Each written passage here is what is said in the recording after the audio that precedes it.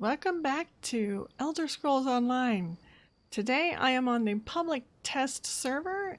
This is patch version 6.2.2 for the upcoming update 28 and the Reach DLC.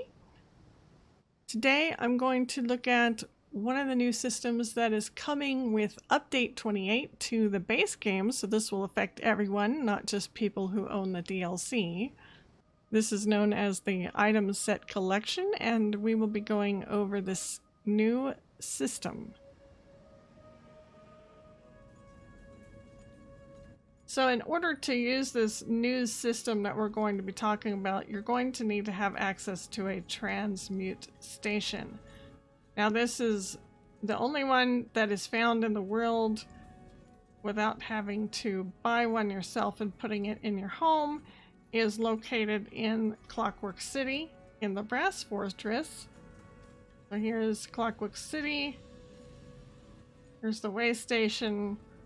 You come around to the left down into this commerce area, and there's a Hall of Refined Techniques, which is where the Transmute Station is located. So if you own a private house in the world, or a guildmate owns a private home, you can get a Transmute Station in your home.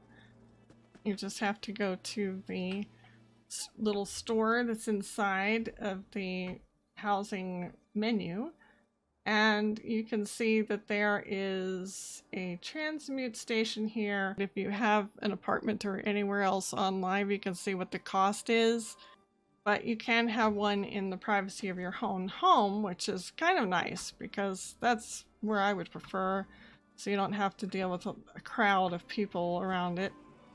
Watch what happens when I open this box of this new set item. This typically would occur when you're out in the world, you're doing your dungeons and arenas and PvP and whatever it is you're doing, and you're picking up loot.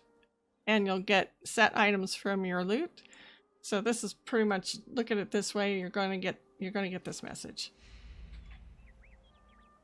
So you see I picked up a new set that I've never had before, and now it's added it to my collection. And how you find your collection is you use your bound key, whatever it is, to get to your collection menu.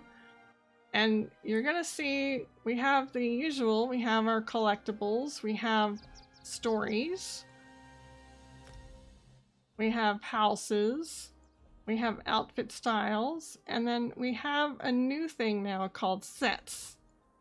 And in the sets, you can see all the different sets in all the different zones that you can collect. They show what they do, what the set item bonuses are. They show where you can find them. It's all very comprehensive, and there's a lot of information in here. We also have some miscellaneous for your antiquities, some Cold Harbor sets, Craglorn sets, and your starter zone sets. So all of these could be collected. There is a lot here. Now this thing will have a filter here so you can unbind that so you can only focus on what you already know. Now one of the things that they have done to get ready for this new collection system is that they have increased the limit for transmute crystals that you can have in your inventory. So you can have 1,000 transmute crystals on your person at any given time. My crafter character has filled all of our boxes up with all the sets that we've been collecting over the years, thinking that perhaps someday one might be more useful than the other, or they've updated the attributes and the bonuses and the buffs, and so it becomes more desirable to wear that set. So I always have a whole bunch of sets sitting around waiting for that someday, maybe someday type of situation.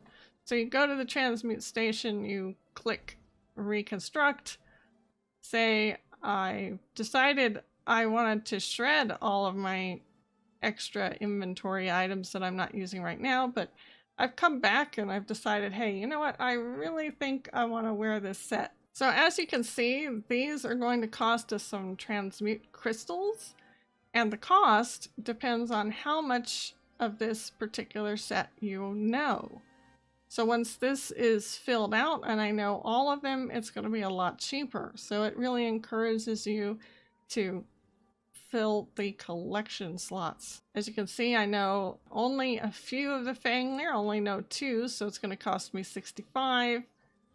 And with Maelstrom Arena, I have a lot more in my knowledge bank, so it's only going to cost me 55. As you can see, the price will go down the more you know. The way it goes is that the least amount that it will cost you will be 25 transmute crystals after you've collected every single piece of that set item. It costs 75 if you only have one piece of that item set collected. So the more you collect, the cheaper it will be. Now when you're in here, you can see if you want to recreate it, you can select it, and you can select any of the traits that you want it to have, so you're not stuck to the trait that it was when you picked it up.